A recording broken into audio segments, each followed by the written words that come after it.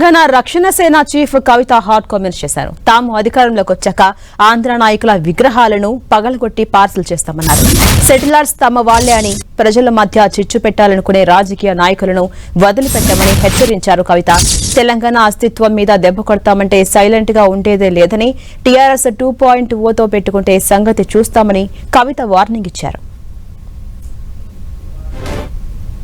ఇక్కడ వాళ్ళ ఏజెంట్ ముఖ్యమంత్రి గారు ఉండడం వల్ల నష్టం ఏం జరుగుతుందంటే రకరకాల విగ్రహాలు పెడుతున్నారు. నేను ముందే చెప్పిన, నేనైతే పాత నాయకులంతా మంచిదని కాదు.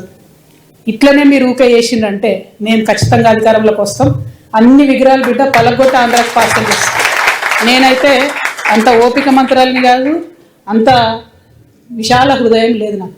ఎందుకు ఈ మాట చెప్తా ఉన్నా అంటే, రావచ్చు పోవచ్చు, రొయ్యలు అమ్ముకోవచ్చు, రావచ్చు పోవచ్చు, షూటింగ్లు చేసుకోవచ్చు, రావచ్చు పోవచ్చు, సినిమాలు తీసుకోవచ్చు.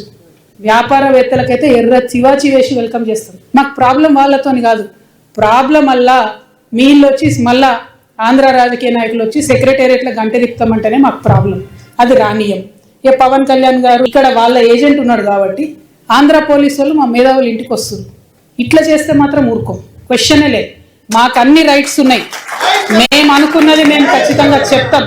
రాజకీయంగా దమ్ముంటే దాన్ని ఎదుర్కోండి. మీ కాడ రాజధాని కట్టుకున్నాడు రాదు శాత కాదు, కానీ ఇడికి వచ్చాక తెలంగాణ నవనిర్మాణం చేస్తారట. మా పని మేము చేసుకుంటాం, మా నిర్మాణం మేము చేసుకుంటాం, మా కథలు మేము పడతాం. చిచ్చు పెడితే మాట్లాడేటోళ్ళు లేరు, ఊరుకుంటోళ్ళు లేరు అనుకుంటారేమో. ఇగో ఈ జెండా రాకముందు లెక్క వేరే, ఇప్పుడు లెక్క వేరే.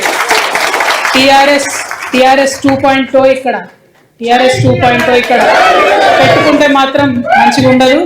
ఇది వరకు ఒకసారి పెట్టుకున్నారు, రాష్ట్రం వచ్చింది. ఈసారి మూతి పనులు రాలిపడతాయి. ఇంకా మీ పొలిటికల్ పంచాయతీలను తీసుకొచ్చి మా మీద రుద్దడం, ముందు మీ రాజధాని కట్టుకోండి. మా జిహెచ్ఎంసీ ఎన్నికలలో పోటీ చేసే విషయం మీరు మళ్ళీ ఆలోచిద్దారు. మా జిహెచ్ఎంసీలో ఇక్కడ సెటిల్ ఇక్కడ ఉన్నటువంటి ఆంధ్ర బిడ్డలు మా వాళ్ళు. గత 12 ఏళ్ళుగా వాళ్ళని మేము కడుపులో పెట్టుకొని కాపాడుకున్నాం. ఇంకా ఎన్ని ఏళ్ళైనా అట్లనే కాపాడుకుంటాం. తెలంగాణ వాళ్ళం ఎవరిని ఇబ్బంది పెట్టేటోళ్ళం కాదు. చుట్టపు చూపుగా వచ్చినా ఇంటికి వచ్చినా వాళ్ళని ఉన్నాం, వాళ్ళు మన దగ్గరే ఉన్నారు, మన దగ్గరే సెటిల్ అయిన, వాళ్ళతో ఇబ్బంది లేదు. రాజకీయంగా పెత్తనం చేస్తాం, సెక్రటేరియట్లో ఏలు పెడతాం, మీ విధానాలలో ఏలు పెడతాం, మీ నీళ్లు దోసుకుంటాం అంటే మాత్రం ఊరుకునేది ఉండదు.